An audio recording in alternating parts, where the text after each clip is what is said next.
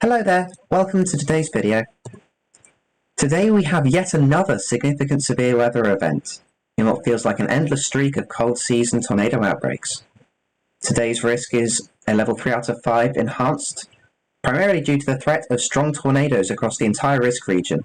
Additionally, in the eastern half of the risk, there is also the substantial threat of damaging winds, and across Texas there is a threat of isolated large hail. The risk is starting already in Texas with the first tornado warning recently issued at the time of recording, and this will progress eastwards through the risk into southern Louisiana, southeast Mississippi, southwest Alabama, and the western Florida Panhandle during the overnight hours into tomorrow morning. The risk will then continue, albeit at a lower level, during tomorrow afternoon. The greatest tornado risk today is conditional. It's dependent on the formation of storms ahead of the main line. However, that does not mean in any way that tornadoes will not be possible with the main line, and you should be prepared for the threat of tornadoes if you are in the risk region until the line has moved well past your location. Here is today's setup. As you can see, that bright yellow hatched area along the Gulf Coast indicating a significant severe weather event today. Coincident with that risk is the threat of heavy rain causing flash flooding from all the storms. So if you're in the southern United States, anywhere near this risk region, you need to be aware not only of severe weather, but of flash flooding, particularly if you live in a flood area. Farther north, significant winter weather ongoing as well, with a swath of heavy snow expected through the central and Midwest United States. Once again, we have a level 3 out of 5 or enhanced risk today. Numerous severe thunderstorms are possible and indeed expected, a few of which may be more persistent or intense, with a long tracking tornado forms. Once again, it's not guaranteed by any means because it is dependent on those isolated storms forming ahead of the main linear section, but there could still be a relatively long tracking storm embedded in that line, and that could still produce significant tornado damage. Here is the Storm Prediction Center 4-panel outlook. As you can see, the enhanced risk is fully coincident with the strong tornado risk. The entire orange area is where strong tornadoes are possible, and indeed strong tornadoes are possible outside of the enhanced risk, but they're not quite as likely as within that risk.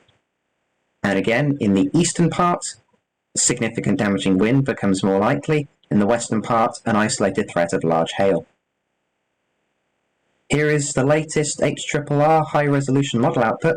As you can see, those storms are ongoing at the start of the loop, and they progress fairly quickly through Texas, through the Houston area, into Louisiana.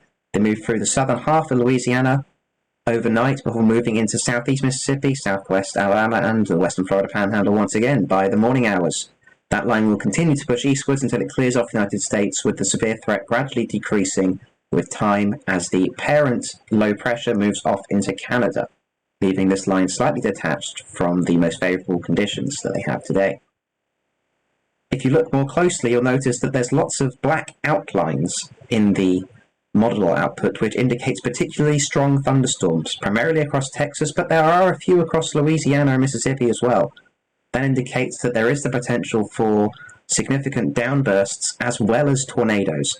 It's not one or the other, as some people might tell you. It's both, and it's impossible to tell which it is from the model, at the least with the current model output we have.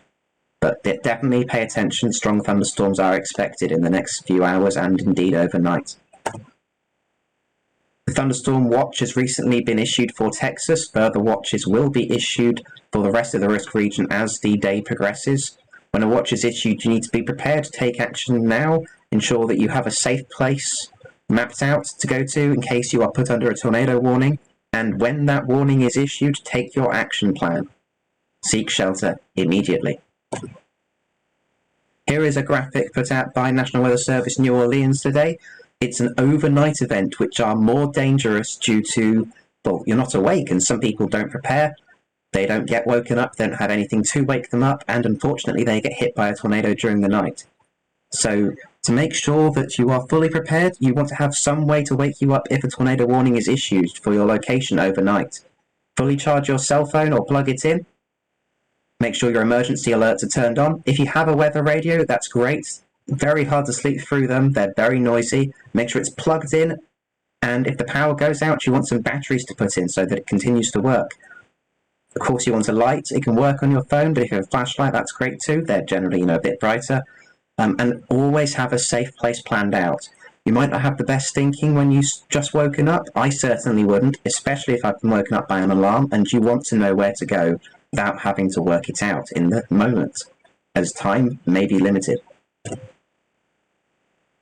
Before we get to the overnight hours, as soon as you hear thunder or see the storms approaching, or indeed get put in a severe thunderstorm or tornado warning, get everyone inside, get to a place of safety. And a tornado, obviously that would be the most interior room. Before the storms arrive, you can do things like trim trees, pick up loose items, tie stuff down if you can't put it inside, like chairs, umbrellas, trampolines. They always seem to go flying around. You don't want to pay several $100s to replace it, or indeed have it fly into your property or someone else's property and become debris causing damage. Once again, if a tornado warning is issued for your location, you want to move to the interior room or basement, or indeed a storm shelter if you have one. If you're in a mobile home or car, you want to get out of that if at all possible and move to a safe place. In the recent severe weather events, we sadly had a deadly tornado in Alabama when it struck a mobile home park.